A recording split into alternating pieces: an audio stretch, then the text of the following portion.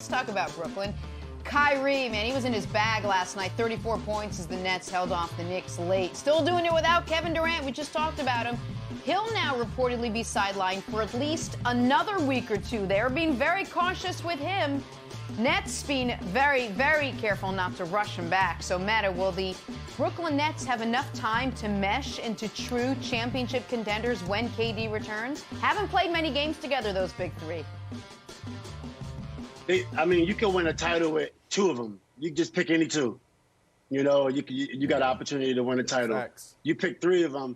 I mean, it's going to be a rough time for the opponents. You know, even my Lakers, it's going to be a rough time. But you can rest him on that team. You got two MVP caliber players that can carry the load.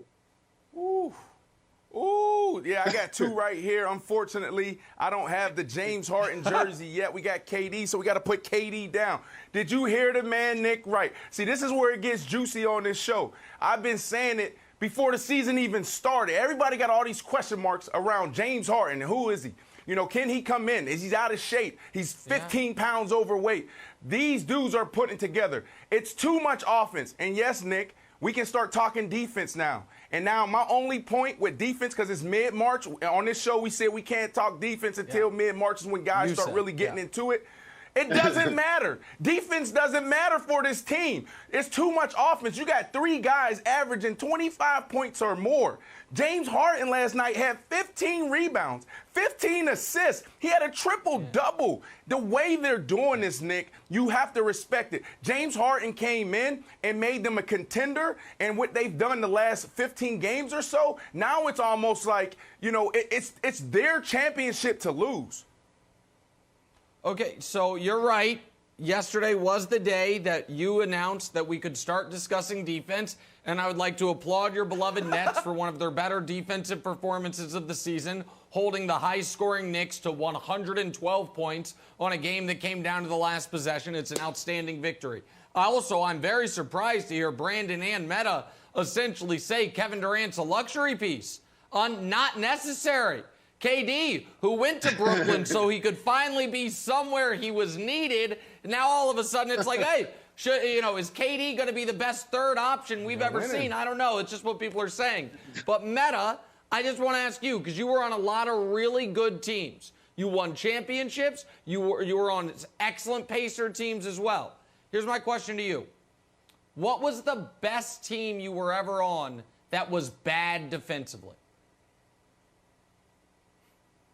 The best team I was ever on that was bad defensively, I would say it was probably that when I got to the Sacramento Kings, we was in last place when I got traded from Indiana. And we was in last place in the West or something like that. And then the defense kind of stepped up. But Corliss Williamson did a lot. Oh, my God. We had Coach Adelman. You know, Coach Adelman is more on the offense side, but I remember Corliss Williamson bringing that Detroit Pistons defense and really just making the best out of it.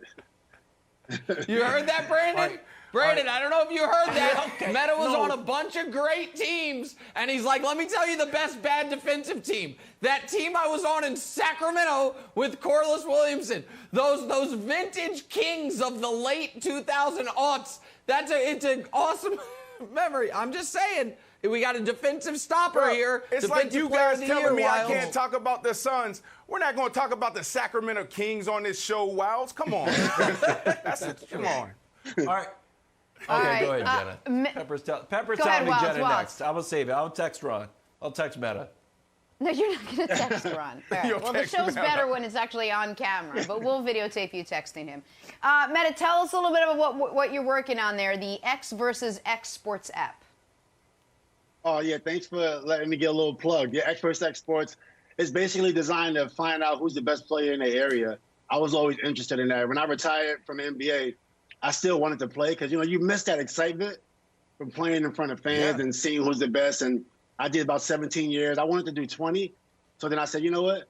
I'm just going to create an app for myself. And then when I found out it was actually working and it was fun, actually, then I said, I'm going to open it up for everyone else. So sign up to the app, play games, input the score, and you get a chance to see if you're the best in your area.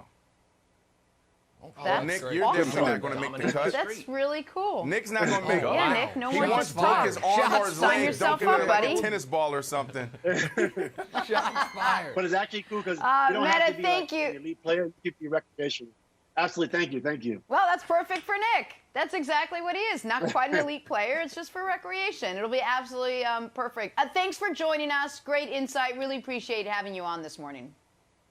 Thanks for having me, everyone. Thank you. Thanks, Metta. Thanks for watching. Subscribe here to get the latest from the show. Also, be sure to check out more of the best clips from First Things First, or go watch a few segments from our other shows on FS1.